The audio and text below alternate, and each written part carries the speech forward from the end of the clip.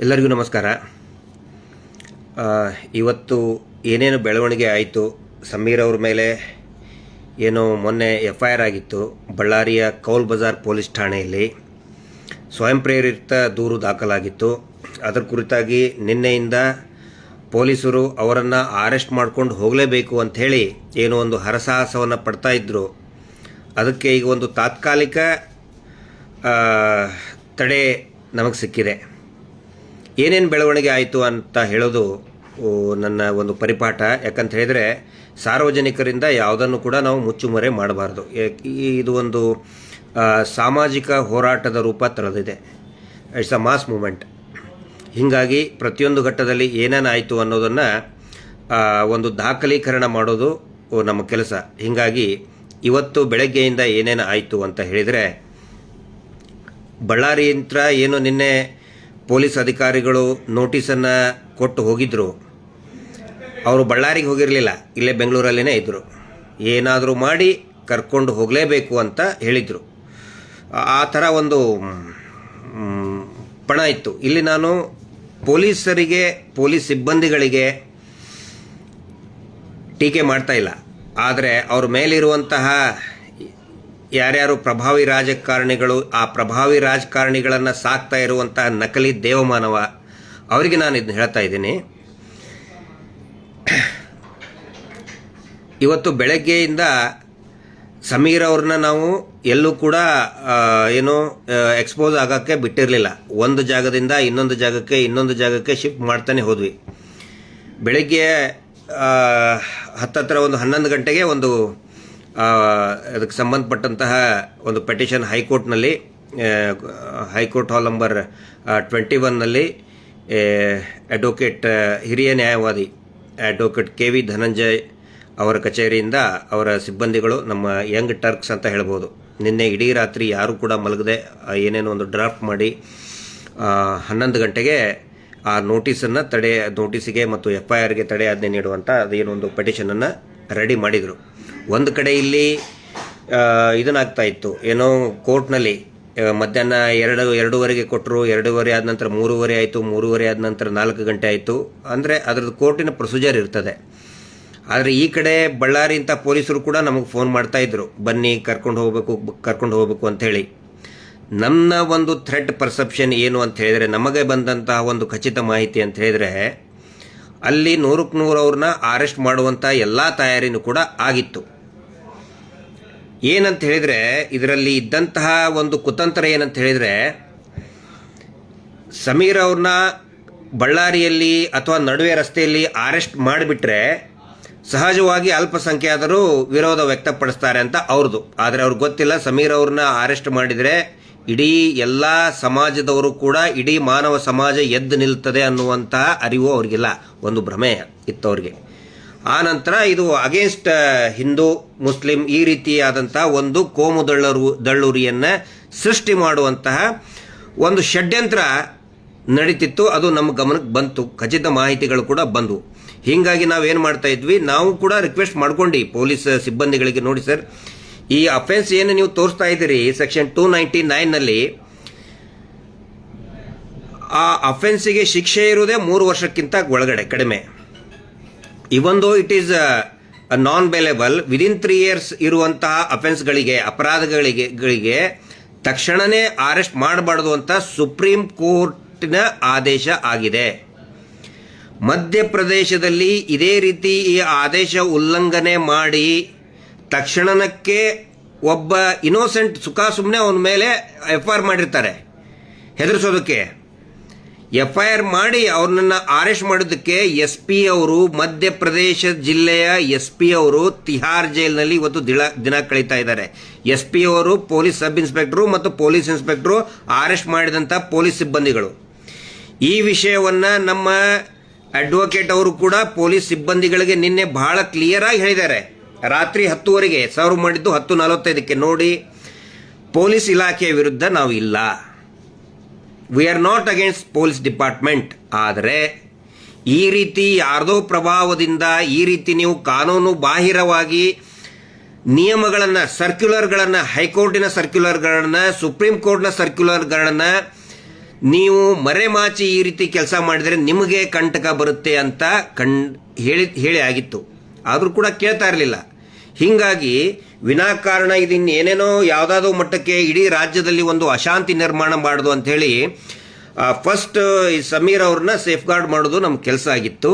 ಹೀಗಾಗಿ ಆ ಒಂದು ಪ್ರಯತ್ನವನ್ನು ಮಾಡಿದ್ವಿ. ಕೋರ್ಟ್ ಹಾಲ್ ನಂಬರ್ 21ನಲ್ಲಿ ಜಸ್ಟಿಸ್ ಸಾಹೇಬರು ತುಂಬ ಚೆನ್ನಾಗಿ ಒಂದು ಏನೋ ಸೂಚನೆಯನ್ನು ಕೊಟ್ಟಿದ್ದಾರೆ. ದಯವಿಟ್ಟು ಅದನ್ನು ಎಲ್ಲರೂ ಕೂಡ ನೋಡಿ. ನನ್ನ ಈ ಫೇಸ್ಬುಕ್ನಲ್ಲಿ ನಾನು ಆ ವಿಡಿಯೋವನ್ನು ಅಪ್ಲೋಡ್ ಮಾಡಿದ್ದೀನಿ.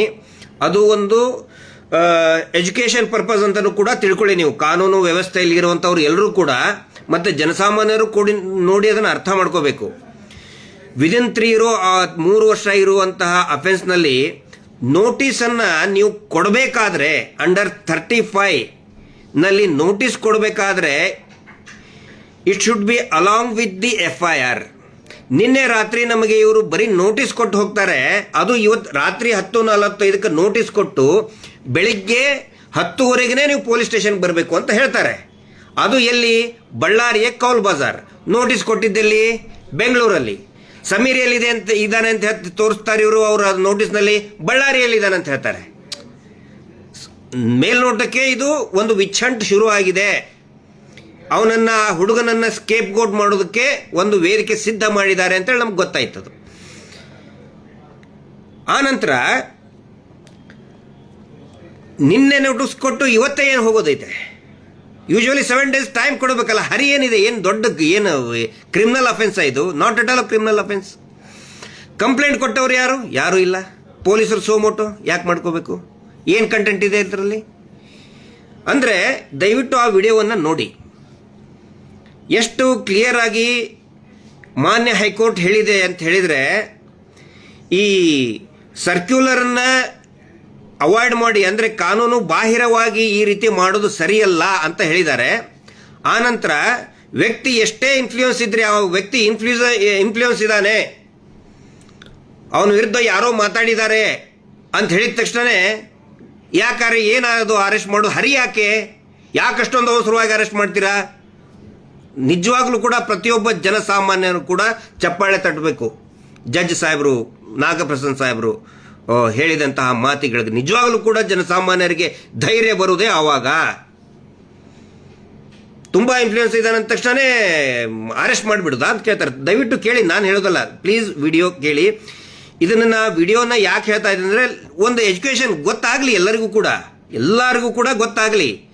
ಒಬ್ಬ ಜನಸಾಮಾನ್ಯ ನ್ಯಾಯಕ್ಕಾಗಿ ಧ್ವನಿ ಎತ್ತಿದವನ್ನ ಈ ರೀತಿ ನೀವು ಕಾಟ ಕೊಟ್ಟರೆ, ಪೊಲೀಸರನ್ನ ಮುಂದಿಟ್ಟು ಕಾಟ ಕೊಟ್ಟರೆ ಯಾವ ರೀತಿ ಪರಿಣಾಮ ಎದುರಿಸಬೇಕಾಗತ್ತೆ ಅಂತೇಳಿ ಪೊಲೀಸ್ ಇಲಾಖೆಯವರು ಕೂಡ ಇದನ್ನ ಅರ್ಥ ಮಾಡ್ಕೋಬೇಕಾಗತ್ತೆ. ಸುಮ್ಮನೆ ಪ್ರಭಾವಿಗಳು ಹೇಳಿದ್ರು, ನಾನು ಈ ಸಿಬ್ಬಂದಿಗಳಿಗಲ್ಲ, ನಾಳೆ ಬೆಲೆ ತೆರುವುದೇ ಪೊಲೀಸ್ ಸಿಬ್ಬಂದಿಗಳು, ಗೊತ್ತಿರಲಿ. ಮಧ್ಯಪ್ರದೇಶದಲ್ಲಿ ಸ್ವತಃ ಜಿಲ್ಲಾ SP ಅವರೇ ಒಬ್ಬ ಸೀನಿಯರ್ IPS ಆಫೀಸರ್ ಜೈಲಲ್ಲಿ, ತಿಹಾರ್ ಜೈಲಿನಲ್ಲಿದ್ದಾರೆ. ಅವರಿಗೆ ಇನ್ಫ್ಲೂಯೆನ್ಸ್ ಮಾಡಿದಂತಹ ಯಾವುದೋ ರಾಜಕಾರಣಿ ಪ್ರಭಾವಿ ಜೈಲಿನಲ್ಲಿ ಇಲ್ಲ. ಸಡನ್ ಆಗಿ ಹೋಗಿ 10-15 ಜನ ಹೋಗಿ ಅರೆಸ್ಟ್ ಮಾಡ್ಕೊಂಡು ಹೋಗಕ್ಕೆ ಸಾಧ್ಯನೇ ಇಲ್ಲ. It is not at all possible. ಅದು ಒಬ್ಬ ಇನ್ನೋಸೆಂಟ್. ಒಂದು ವೇಳೆ ಏನಾದರೂ ನಿನ್ನೆ ನಡೆದಂತಹ ಮಾತುಕತೆಯಲ್ಲಿ ಕೂಡ ನಾನು ಹೇಳಿದೆ, ಒಂದು ವೇಳೆ ಇದು ಕ್ರಿಮಿನಲ್ ಏನಾದರೂ ಅಫೆನ್ಸ್ ಆಗಿದ್ರೆ, ಅಥವಾ ಈ ವ್ಯಕ್ತಿ ಯಾರೋ ನಮ್ಮ ಸಮೀರ್ ಏನೋ ಫ್ರಾಡ್ ಕೇಸ್ನಲ್ಲಿ, ಕ್ರಿಮಿನಲ್ ಕೇಸಲ್ಲಿದ್ದರೆ ನಾವು ಖಂಡಿತ ಬರ್ತಾ ಇರಲಿಲ್ಲಪ್ಪ. ಬಟ್ ಒಂದು ನ್ಯಾಯದ ಸಲುವಾಗಿ ಧ್ವನಿ ಎತ್ತಿದ್ದಾನೆ ಅಂತ ಹೇಳಿದ ಮೇಲೆ ಖಂಡಿತ ನಮ್ಮ ಜವಾಬ್ದಾರಿ ಇದೆ. ನಿಮ್ಮ ಜವಾಬ್ದಾರಿನೂ ಕೂಡ ಅದು. ಅಂದರೆ ಪೊಲೀಸರಿಗೆ ನಾವು ವಿನಂತಿ ಮಾಡಿಕೊಂಡಿದ್ದು, ತಮ್ಮ ಜವಾಬ್ದಾರಿನೂ ಆಗುತ್ತೆ ಸರ್, ಈ ಥರ ಆಗಿದ್ದು ಅಂತ ಹೇಳಿದ್ದಕ್ಕೆ ಅವರು ಕೂಡ ಯಾವುದೋ ಒಂದು ಒತ್ತಡದಲ್ಲಿದ್ದು, ಯಾವುದೋ ಒಂದು ಪ್ರಭಾವದಲ್ಲಿದ್ದರು. ಆದರೆ ಕೊನೆಗೆ ಆಲ್ಮೋಸ್ಟ್ ಒಂದು 4:45ಗೆ ಒಂದು ಸೂಚನೆ ಬಂತು. ಯಾವ ಕಾರಣಕ್ಕೂ ಕೂಡ ಸಮೀರ್ ಅವ್ರನ್ನ ಅರೆಸ್ಟ್ ಮಾಡೋದು ದೂರ ಹೋಯಿತು. ಅದು ಬಹಳ ದೂರ ಹೋಯಿತು ಅರೆಸ್ಟ್ ಮಾಡೋದು. ನೋಟಿಸ್ ಕೊಟ್ಟಿದ್ದೇ, ಈ ರೀತಿ ನೋಟಿಸ್ ಕೊಟ್ಟಿದ್ದೇ ತಪ್ಪು ಅಂತ ಹೇಳಿದ್ದಾರೆ. ಅಷ್ಟೇ ಅಲ್ಲ, ಪೊಲೀಸರಿಗೆ ಟ್ಯೂಷನ್ ತಗೋಬೇಕು ಅಂತ ಹೇಳಿದ್ದಾರೆ. ಅವರಿಗೆ ಕಾನೂನಿನ ಬಗ್ಗೆ ಜ್ಞಾನ ಇಲ್ಲ, ದಯವಿಟ್ಟು ಅವರಿಗೆ ಪೊಲೀಸ್ನವ್ರಿಗೆ ಟ್ಯೂಷನ್ ತಗೊಳ್ಳಿ ಅಂತ ಹೇಳಿದ್ದಾರೆ. ಅಪಮಾನ ಯಾರು ಮಾಡ್ತಾ ಇದ್ದಾರೆ? ಶ್ರೀ ಕ್ಷೇತ್ರ ಧರ್ಮಸ್ಥಳಕ್ಕೆ ಯಾರು ಮಾಡಿದ್ರು? ಇದನ್ನ ಅರ್ಥ ಮಾಡ್ಕೊಳ್ಳಿ. ಆ ದೇವಸ್ಥಾನದ, ಪವಿತ್ರ ದೇವಸ್ಥಾನದ ಪಾವಿತ್ರತೆಯನ್ನು ಉಳಿಸಬೇಕು ಅಂತೇಳಿ ಪ್ರತಿಯೊಬ್ಬ ಜನಸಾಮಾನ್ಯ ಪ್ರತಿಯೊಬ್ಬ ಸೌಜನ್ಯ ಹೋರಾಟಗಾರರು, ಮಹೇಶ್ ಶೆಟ್ಟಿ ತಿಮ್ಮರೋಡಿಯವರು, ಪ್ರತಿಯೊಬ್ಬರು ಎಲ್ಲರೂ ಕೂಡ ದೇವಸ್ಥಾನದ ಪಾವಿತ್ರ್ಯತೆಯನ್ನು ಎತ್ತಿ ಹಿಡಿಯೋದಕ್ಕೆ ಹೋರಾಟ ಮಾಡ್ತಾ ಇದ್ದೀವಿ. ಸುಖಾಸುಮ್ಮೆ ಅಪಪ್ರಚಾರ ಮಾಡಿದರೆ ಅದು ಮಾಡ್ತೀನಿ ಇದನ್ನು ಮಾಡ್ತೀನಿ ಅಂತ ಹೇಳಿದರೆ 12 ವರ್ಷದ ಇದ್ದಂಗಲ್ಲ. ನಮ್ಮ ಕಡೆನೂ ಕೂಡ ಒಂದು ಬಲಿಷ್ಠವಾದಂಥ ಲೀಗಲ್ ಟೀಮ್ ಇದೆ. ಈಗ ಸೌಜನ್ಯ ಹೋರಾಟ ಅಂತ ಹೇಳಿದರೆ ಒಂದು ಜೇನುಗೂಡು ಇದ್ದಂಗೆ, ನಮ್ಮನ್ನು ಕೆಣಕಬೇಡಿ. ಕಾನೂನಿನ ರೀತಿಯಲ್ಲಿ ನಮಗೆ ಹೋರಾಟ ಮಾಡೋದಕ್ಕೆ ಬಿಟ್ಬಿಡಿ. ಖಂಡಿತ ಜಯ ಸಿಕ್ಕೇ ಸಿಗುತ್ತೆ ಅನ್ನೋ ಒಂದು ಮಾತು ಹೇಳ್ತಾ, ದಯವಿಟ್ಟು ಆ ಏನೊಂದು ಕೋರ್ಟ್ನಲ್ಲಿ ನಡೆದಂತಹ ಕಲಾಪಗಳು ಏನಿದೆ, ವಾದ ವಿವಾದ ಏನಿದೆ, ಅದನ್ನೆಲ್ಲರೂ ಕೂಡ ಒಂದು ಎಜುಕೇಷನ್ ಪರ್ಪಸ್ ಆಗಿನೇ ನೋಡಿ. ಎಲ್ಲರೂ ಕೂಡ ಜಾಗೃತಗೊಳ್ಳಿ. ಆನಂತರ ಇದನ್ನು ವಾದವನ್ನು ಮಂಡಿಸಿದಂತಹ ನಮ್ಮ ಎಲ್ಲ ನ್ಯಾಯವಾದಿಗಳಿಗೆ, K V Dhananjay and young Turks team ಏನಿದೆ, ಮತ್ತು ಇವತ್ತು ನಮ್ಮ ಜಯಂತ್ ಅವರು ಕೂಡ ಪಾಪ ಬಹಳ ಶ್ರಮ ಪಟ್ಟಿದ್ದಾರೆ. ಏನಾಗ್ತಾ ಇತ್ತು ಅಂದರೆ ಒಂದು ಪ್ಲೇಸಿಂದ ಇನ್ನೊಂದು ಪ್ಲೇಸಿಗೆ ಶಿಫ್ಟ್ ಮಾಡ್ತಾ ಹೋದು, ಆದರೆ ಎಲ್ಲಿದ್ದಾರೆ ಅಂತ ಹೇಳಿ ನಮ್ಗೆ ಗೊತ್ತೇ ಆಗ್ತಿರ್ಲಿಲ್ಲ. ಯಾಕೆ ಆನ್ ಮಾಡಿದರೆ ಲೊಕೇಶನ್ ಫೈಂಡ್ ಔಟ್ ಆಗಿಬಿಡ್ತದೆ, ಇಲ್ಲಿದ್ದಾನೆ ಅಂತೇಳಿ ಪೊಲೀಸರು ತಕ್ಷಣವೇ ಅರೆಸ್ಟ್ ಮಾಡುವಂಥ ಒಂದು ಇದನ್ನಿತ್ತು, ಸಂದರ್ಭ ಇತ್ತು. ಹೀಗಾಗಿ ಆ ರೀತಿ ಯಾವುದೇ ಇದನ್ನಾಗಲಾರ್ದಂಗೆ, ಪರಿಸ್ಥಿತಿ ಬರಲಾರ್ದಂಗೆ, ಒಂದು ಸಂದಿಗ್ಧ ಪರಿಸ್ಥಿತಿ ಒಳಗೆ ಇವತ್ತು ಒಂದು ಒಳ್ಳೆಯ ಇದನ್ನು ಬಂತು. ಬಟ್ ಇದು ತಾತ್ಕಾಲಿಕ, ಇದೇನು ಪರ್ಮನೆಂಟ್ ರಿಲೀಫ್ ಅಲ್ಲ. It is not permanent relief. ಪೂರ್ತಿಯಾಗಿದೆ ಅಂತೇನೂ ಅಲ್ಲ. ನೆಕ್ಸ್ಟ್ ಡೇಟ್ ಇದೆ, ಆ ಡೇಟಿನವರೆಗೂ ಕೂಡ ಯಾವುದೇ ತೊಂದರೆ ಇಲ್ಲ, ಯಾವುದೇ ಸಮಸ್ಯೆ, ಅರೆಸ್ಟ್ ಆಗಲಿ ಇನ್ನಾಗಲಿ ಯಾವುದೇ ಇದನ್ನಿಲ್ಲ. ಸಮೀರ್ನು ಕೂಡ ಇಲ್ಲೇ ಇದ್ದಾನೆ, ಆದರೆ ಮಾತಾಡೋಕ್ಕೆ ಜಾಸ್ತಿ ಮಾತಾಡೋಕ್ಕೆ ಹೋಗಬೇಡಿ ಅಂತ ಇನ್ಸ್ಟ್ರಕ್ಷನ್ಸ್ ಕೂಡ ಕೊಟ್ಟಿದ್ದಾರೆ. ಇಲ್ಲೇ ಪಾಪ ನೋಡಿ 35 ಲಕ್ಷ ರೂಪಾಯಿ ಡೀಲಿಂಗ್ ಕೊಟ್ಟರು ಅಂತೇಳಿ ಏನೋ ಪೇಪರ್ನಲ್ಲಿ ಬರ್ತಾ ಇದೆ ಅಂತೆ. ಅದು ಯಾರು? ಆ ಸೌಜನ್ಯ ಮನೆಯವರು. ಪಾಪ ನಿಜವಾಗ್ಲೂ ಕೂಡ ಅತ್ಯಂತ ಬಹಳ ಕಷ್ಟಕರವಾದಂಥ ಜೀವನವನ್ನು ಎದುರಿಸ್ತಾ ಇದ್ದಾರೆ ಸೌಜನ್ಯ ಅವ್ರ ತಾಯಿಯವರು. ಮೊನ್ನೆ ತಾನೇ ಆ ಕುಟುಂಬದ ಯಜಮಾನರು ಚಂದಪ್ಪ ಗೌಡ್ರನ್ನ ಕಳ್ಕೊಂಡಿದ್ದಾರೆ. ಅಂಥವರು ಇವ್ರಿಗೆ 35 ಲಕ್ಷ ಡೀಲು, ಇನ್ನೇನೇನೋ ಬರ್ತಾ ಇದೆ. How to delete Sameer's page ಅಂತೇಳಿ ಮಾಡಲಿ, ಅವ್ರ ಕಡೆಯವ್ರು ಮಾಡಲಿ, ನೋ ಪ್ರಾಬ್ಲಮ್. ಅವ್ರ ಕಡೆಯವ್ರು ಏನೇನು ಮಾಡ್ತಾರೋ, ಈ ಜೊಲ್ಲು ಸುರಿಸೋಂಥವ್ರಿಗೆ ಮಾಡುವಂಥ ಜೊಳ್ಳು ಆರೋಪಗಳಿಗೆ ಯಾರೂ ತಲೆ ಕೆಡಿಸ್ಕೊಳ್ಬೇಕಾಗಿಲ್ಲ. ನಾವಂತೂ ತಲೆ ಕೆಡಿಸ್ಕೊಂಡಿಲ್ಲ. ಅವೆಲ್ಲವೂ ಕೂಡ ಸತ್ಯದ ಜ್ವಾಲೆಯ ಮುಂದೆ, ಹೋರಾಟದ ಜ್ವಾಲೆಯ ಮುಂದೆ ಸುಟ್ಟು ಹೋಗ್ತವೆ. ಆನಂತರ ಎಲ್ಲ ನಮ್ಮ ಯೂಟ್ಯೂಬ್ ಸ್ನೇಹಿತರಿಗೆ ನಾನು ಕ್ಷಮೆಯನ್ನು ಕೇಳ್ತಾ ಇದ್ದೀನಿ. ನಮ್ಮ ಎಲ್ಲ ಒಂದು ಟೀಮ್ ಪರವಾಗೂ ಕ್ಷಮೆ ಕೇಳ್ತಾ ಇದ್ದೀವಿ. ತುಂಬ ಜನ ತಾವು ಕಾಲ್ ಮಾಡ್ತಾ ಇದ್ದೀರಿ, ಮತ್ತು ಅನೇಕ ಜನ ಅಂದರೆ ಆತಂಕಕ್ಕೊಳಗೊಂಡು, ಅಂದರೆ ಕಾಳಜಿ ಇದ್ದಂಥವರು ಫೋನ್ ಮಾಡ್ತಾ ಇದ್ದೀರಿ. ಫೋನ್ ರಿಸೀವ್ ಮಾಡೋಕ್ಕೆ ಆಗಿಲ್ಲ ನನಗೆ. ನಾಳೆಯಿಂದ ನಾನು ಖಂಡಿತ ಅವೈಲೇಬಲ್ ಇರ್ತೀನಿ. ಈ ಒಂದು ಪರಿಸ್ಥಿತಿ ಇರೋದ್ರಿಂದ ನಾನು ಯಾರ್ದು ಕಾಲ್ ಅಟೆಂಡ್ ಮಾಡೋಕ್ಕಾಗಿಲ್ಲ. ಇದನ್ನು ಬೇರೆ ಏನೋ ಅರ್ಥ ಮಾಡ್ಕೊಳಕ್ಕೆ ಹೋಗಬೇಡಿ. ನಾಳೆ ಬೆಳಗ್ಗೆ ಅಂತ ನಾನು ಎಲ್ಲರ ಜೊತೆಗೂ ಕೂಡ ಮಾತಾಡ್ತೇನೆ. ತಮ್ಮೆಲ್ಲರ ಒಂದು ಸಹಕಾರ, ಬೆಂಬಲ, ಪ್ರೀತಿ ಎಲ್ಲವೂ ಕೂಡ ತಮ್ಮ ಈ ಒಂದು ಹೋರಾಟದ ಜೊತೆಗೆ ಇರಲಿ. ನಮ್ಮ ಜೊತೆಗಲ್ಲ, ಇಂಡಿವಿಜುವಲ್ ವ್ಯಕ್ತಿ ಇಲ್ಲಿ ಮುಖ್ಯವಲ್ಲ. ಸೌಜನ್ಯ ಹೋರಾಟ ಅಂತ ಹೇಳಿದರೆ ಇಟ್ಸ್ ಅ ಟೀಮ್ ಎಫರ್ಟ್. ಇದೊಂದು ತಂಡ, ಇದೊಂದು ಜೇನುಗೂಡು ಇದ್ದಂಗೆ. It's a team effort. ಇದಕ್ಕೆ ತಮ್ಮ ಎಲ್ಲರ ಒಂದು ಪಾಲ್ಗೊಳ್ಳುವಿಕೆನೂ ಕೂಡ ಇರಲಿ. ತಾವು ಕೂಡ ಇದರಲ್ಲಿ ಬನ್ನಿ, ಪ್ರತಿಯೊಬ್ಬರು ಕೂಡ ಮಾತಾಡಿ. ನಮ್ಮ ಹೆಸರು ಹೇಳಬೇಕು ಅಂತೇನಿಲ್ಲ, ಮಹೇಶ್ ಶೆಟ್ಟರ್ ಹೆಸರು ಹೇಳಬೇಕು ಅಂತ ಏನೂ ಇಲ್ಲ. ಇಲ್ಲಿ ಸ್ವಂತ ಪ್ರತಿಷ್ಠೆ ನಮಗೆ ಯಾರಿಗೂ ಕೂಡ ಬೇಡ. ದಯವಿಟ್ಟು ನಿಮ್ಮ ಒಪಿನಿಯನ್ಗಳನ್ನು ನೀವು ಹೇಳಿ, ಶೇರ್ ಮಾಡಿ, ಧೈರ್ಯದಿಂದ ಮಾತಾಡಿ. ಈ ಹೋರಾಟ ಈ ಒಂದು ತಾರ್ಕಿಕ ಅಂತ್ಯಕ್ಕೆ ಎಲ್ಲರೂ ಸೇರಿ ತೆಗೆದುಕೊಂಡು ಹೋಗೋಣ ಅಂತ ಹೇಳಿ ಈ ಒಂದು ಲೈವನ್ನು ಮುಗಿಸ್ತಾ ಇದ್ದೀನಿ. ಧನ್ಯವಾದಗಳು.